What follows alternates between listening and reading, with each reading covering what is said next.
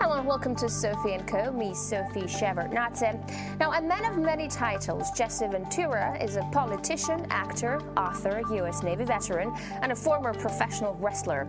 And now he wants to be president. And he's our guest today. Jesse Ventura does not associate himself with either side of the political establishment. He won the seat of 38th Governor of Minnesota as an independent candidate. He believes the same luck will push him to the top of American politics. As he decides to run for the presidency in 2016, what makes him believe he will win? Jesse Ventura, is he delusional or a fighter? Hello, Jesse. Nice to have you on the show today. Now, you want to run for presidency in 2016. Realistically, do you think you can win? Well, first of all, I didn't say that I was running, but I felt that the opportunity was there for a third candidate to be successful in light of the fact that the way that our two parties have operated in the last few years and the last decade, they've truly alienated the people to where, like, the approval rating of the Congress is at 10%. I mean, that's astounding. 9 out of 10 people dislike them and don't approve what they do. So I just stated that in the situation of a third candidate, you always wanted in a year where there's not an incumbent, and 2016 would provide that year. There'd be no incumbent, and that's where you'd have the most success at being successful. And I stated that if I did run, I would run under one premise, and I believe I could win on this alone in light of the way things are today in the United States. I would run and give the American people the opportunity to make history and to elect the first president since George Washington who does not belong to a political party. Imagine that. We've had only one president who isn't attached to what I refer to the political gangs. And I believe the public sentiment today that a candidate could literally win on that alone, because people are so sick and tired of the way that these two parties have governed and the way that they've ran our government into the ground and what we stand for today. So not belonging to either of the main parties, or gangs, as you call them, is clearly a major handicap for people, because who will give you the money to finance your campaign, for instance? Would you be able to raise money if you weren't Republican or Democrat? Well, that's the difficult thing, because they've created a system that's based completely on the concept of bribery. Now, if you do that in the private sector, you go to jail if you bribe someone. But the public sector, the entire system these two parties have created, is the system of bribery. You pay off the politician and you get an audience with them. When I ran for governor of Minnesota, I only raised $300,000, where the Democrats and Republicans raised and spent $12 million at that time, and that was over a decade ago. They'd probably spend twice as much as that today. And I proved that you could win an election on ideas rather than money. In fact, one of the reasons I felt compelled to do that, and I'm probably the only candidate in 50 years who can make this statement, I actually made more money doing the job as governor than what I spent to get it. And I did that because when I was 16 years old growing up, I came home one day and my father said to me that all politicians are crooks. And I said to him, Dad, you can't make a statement like that. They can't all be crooks. You can't make a blanket statement. He goes, yes, I can. I said, why? He said, here's why. Because they spend $1 million for a job that only pays $100,000. Now, think of the simplicity. My dad only went to 8th grade, World War II veteran, but what he said was completely correct. In the private sector, you would never spend more money than what you're going to make doing the job. And I can honestly say, if my dad would have been alive, he could have looked down at his son and realized that his son wasn't a crook, because when I got elected in Minnesota, I made more money doing the job than what I spent to get it. Now, could I do that for president? Yes, I could, but I need someone like Howard Stern with me to do it. But here's what I'm thinking, because, you know, being elected governor and president, it's it's different things because it's a whole new level. And you're such a great man, and you have, you know, popular support. But wouldn't it just make more sense and would be more realistic to actually work for someone who is seen as a more realistic candidate, and through him you can push your ideas through? No, I don't think so, because as long as these two parties are in charge, it's like the late, great Jerry Garcia of the Grateful Dead said once, if you're made to pick the lesser of two evils, it means you're still picking evil, doesn't it? So the problem we need to fight for is the abolishment of these political parties. We need to abolish them. George Washington, Thomas Jefferson, and John Adams all agree with me. They're pretty good supporters of that position, and they created this country, so who would know better than them? We need to abolish these political parties, make them political action committees, and the easy way to start that process could be done locally. Why do we put political parties' names on election ballots? Put just the name of the candidate. Don't put a party that they're affiliated with, just their name. That could be a huge step in the right direction, but you'll notice they will never allow that to happen. Jesse, in a nutshell, what would your ideas for your presidential campaign be? The main ones. Simple. My main one would be to give the American people the opportunity to elect a president since George Washington who does not belong to one of these political parties. Allow the people to pick their president. The people don't pick the president now. These two political parties pick your president. They decide who you're going to get to vote for. If I ran as a complete independent, the people of the United States could vote for me, and it wouldn't be decided by these two political gangs, because they're the ones that give you the two choices. So in essence, you have no choice. Mm-hmm. But power lies not just with the government, but with big money. Those two parties are also heavily relying on big money. What are your solutions for that? Well, my solution is that I have a means to do it without spending big money.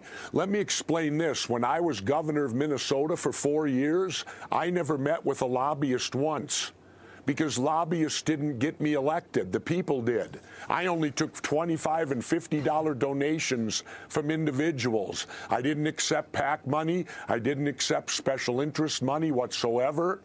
But the point is, and let me get back to this, I'm not running for president. I never said that I was. I simply said 2016 would be the most opportune time to do it. I'm selling books now, I'm writing, I'm doing a lot of other things. I'm just simply commenting that it would be the time to do it would be 2016. I'm also stating that how I could do it and be different from what the status quo is, and I believe I could win. But just to be clear, are you going to run or not? Or you haven't made up your mind yet?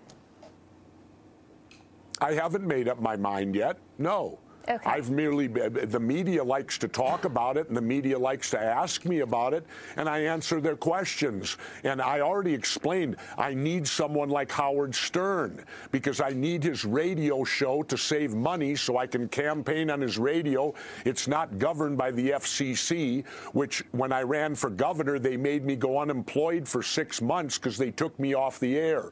With Stern, I wouldn't have to come off the air. I could be on the air every day and get my message out. Plus, he has the ability to raise the money without selling my respect and my soul out to special interests. That is the point. I have to do it my way. I have to do it to keep my integrity if I'm going to do it. So it has to be done with unorthodox methods and not the status quo. When Jesse Ventura runs, if he does, it is not, you won't see a status quo made in the can campaign, because that isn't how you win. And I've already proved I've won twice. Mm-hmm. I know how to win. Now, you have spoken to a lot of media, including the mainstream at this point. What are your feelings? Do you feel like everyone is open to what you have to say about running for president, you and Howard being running mates? No, they take it as a joke, naturally, and they always try to marginalize you any way that they can, just like the current book tour that I've been on is a book about the Kennedy assassination, and I can't get on NBC, ABC, CBS, Fox News, or MSNBC, and I assume it's because of the content of the book. I'm not going along with the fact that Lee Harvey Oswald killed John Kennedy. I don't believe it. I think that when you study the Warren Commission, it's laughable to believe what they sold the American people. Give you an example, they totally disregarded the Warren Commission, the testimony of Governor John Connally and his wife Nellie, who were the governor and first lady of Texas. They ignored their testimony because both of them clearly stated they were not struck by any bullet that hit Kennedy, which defeats the magic bullet theory, which then sends the Warren Commission right into the toilet. But so you do feel like the majority of the media is actually limited in its editorial choice? Let me give it to you this way. I've written 7 New York Times best-selling books that have made the New York Times bestseller list. Not one of them has ever been reviewed by the New York Times. The very company that has the top 10 list, and I've made it with 7 books, they've never reviewed any of my books. Why is that? Jesse, we're going to take a short break now. What will former Minnesota Governor Jesse Ventura do about the American debt and American wars in case he is president? Stay with us.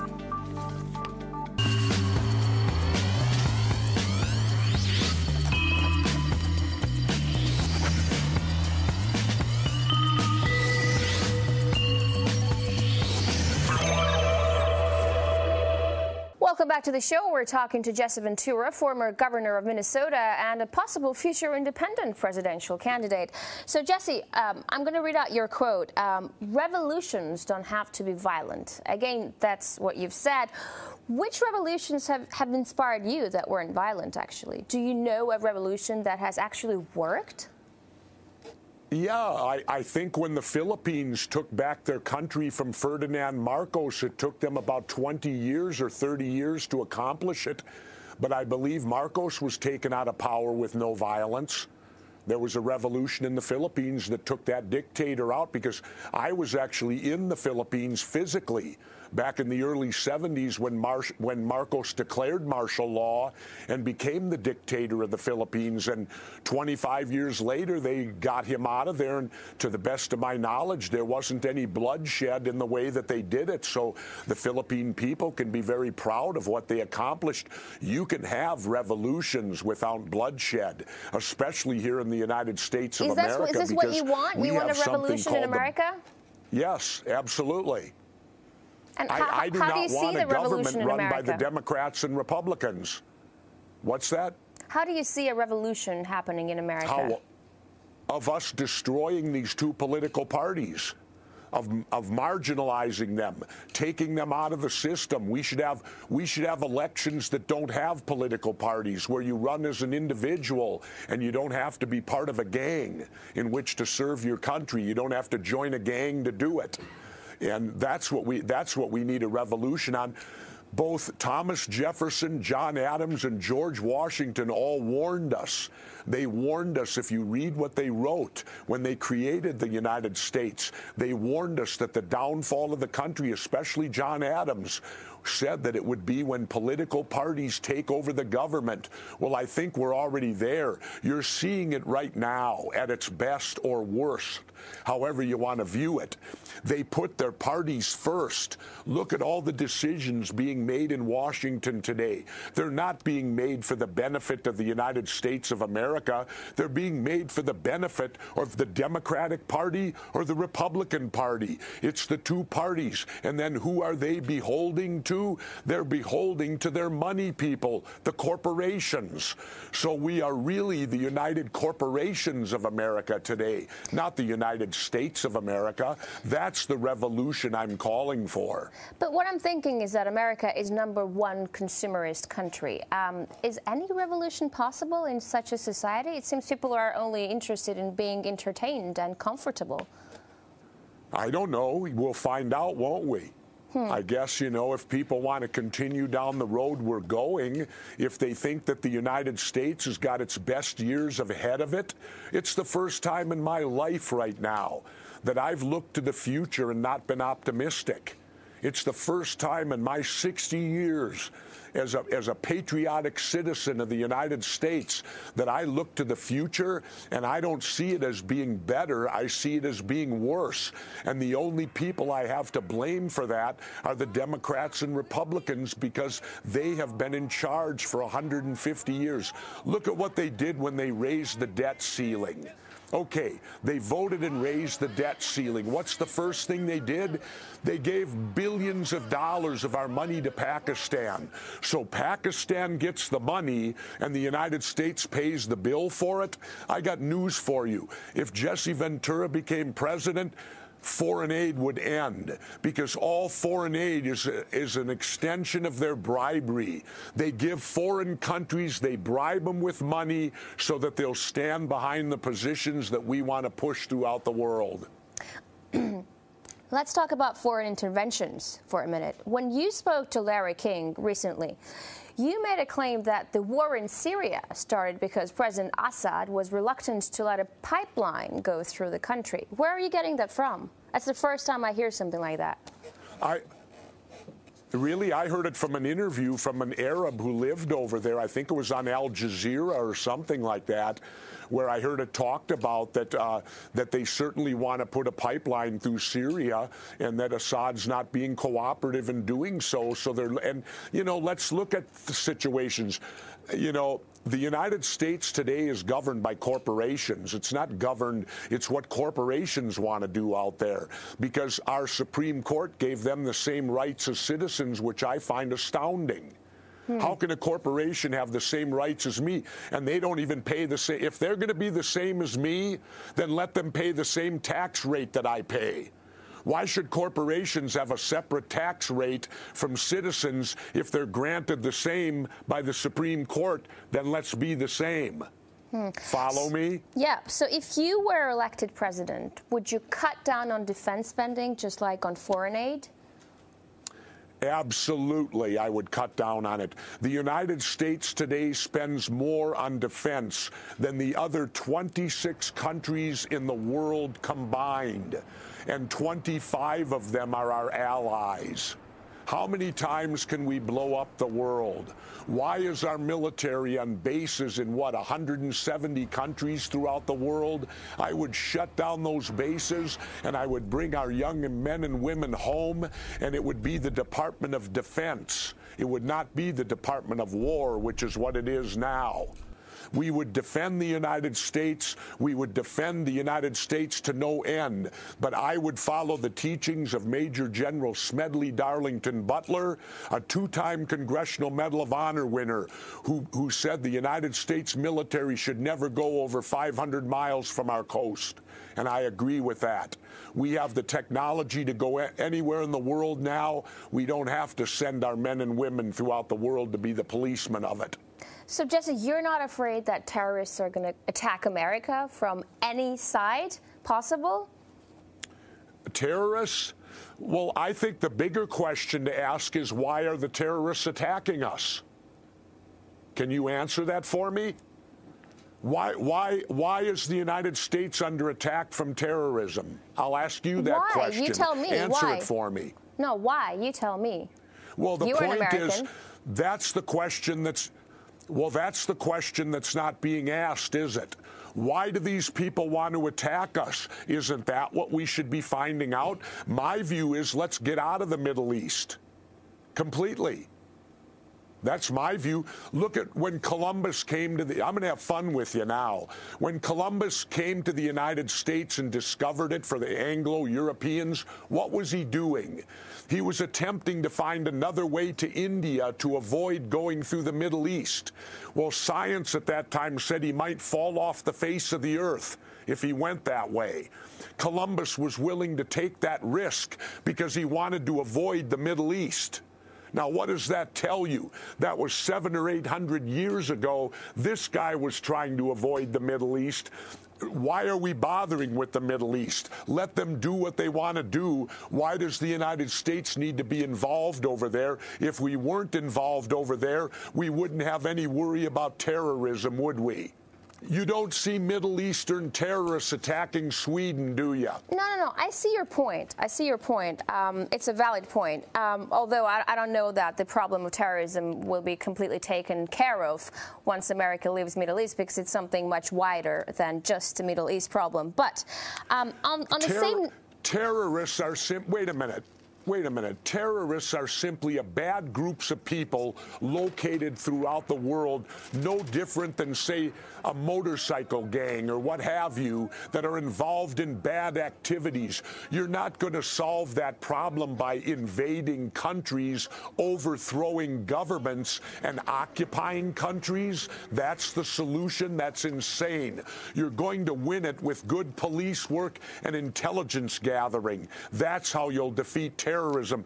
They are just simply little pockets of bad people throughout the world you have to deal with, and creating an empire and occupying nations with your military is not the answer. Fair enough, Jesse. Fair enough. But on a different note, when you say that America just needs to get out of all those countries, stop invading other countries, and take care of its own business, I see it also from the other side, that U.S. is the richest country in the world, and it is the strongest country in the world, and with that comes a certain responsibility. And what happens to other countries who really need American help? Well, first of all, we're broke. We can't help anybody. Take a look at our debt. Let's bring this down to basic terms. If you as a family are losing your house due to foreclosure, you're 3 car payments behind, and your Uncle Bob calls and wants $500, are you going to give it to him? No.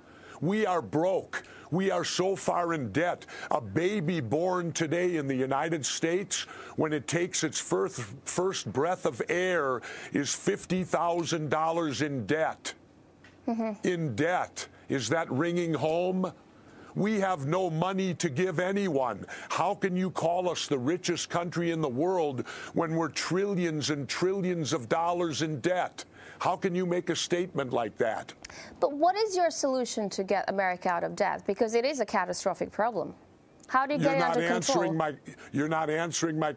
Excuse me, you're not answering my question, are you? I'm just playing devil's advocate here, because how do we give out... When we're so far in debt that every child born in America starts its life $50,000 in the hole, how are we supposed to give money to other countries? No. I'm not saying that America should give money to other countries. I'm just playing devil's advocate and telling you that, you know, some people would say America is the richest country in the world. They should help poor countries. That's all I'm saying, because I'm not the only one who would ask you that question if you became president, you know. We're not. And what I'm saying is we're not the richest country in the world. Look how far in debt we are. How much money do we owe China right now? Oh, no, fair enough. So I'm asking, do you have a solution to your debt problem? Because it is a very bad problem.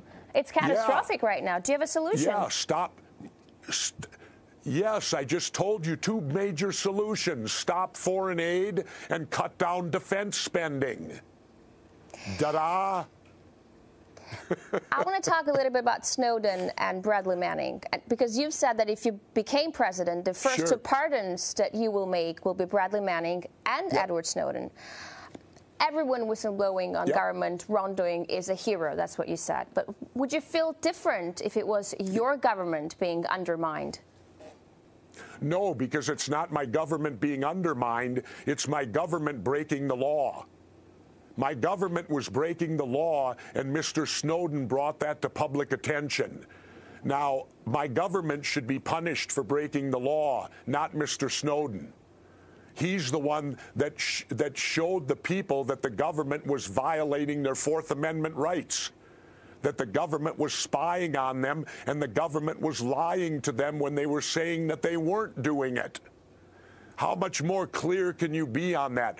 Whistleblowers who blow the whistle on government law breaking, and the government needs to uphold their own laws, and they need to live under the laws that they make us live under. After all, they are us. Here's the problem. We've lost sight of the fact that we're the boss. The government works for us. They've somehow, through osmosis, reversed that and made the people feel that somehow they lord over us and we work for them. And people like Snowden and Manning should not be in jail. They should be pardoned immediately for standing up for the people's rights against oppressive government and government wrongdoing. Jesse, I really hope you make up your mind and run for the President of the United States. Thank you very much for this interview. That's all for today, folks. Our guest was Jesse Ventura, former Minnesota governor, here on Sophie Eco. Thanks for being with us, and I will see you next time.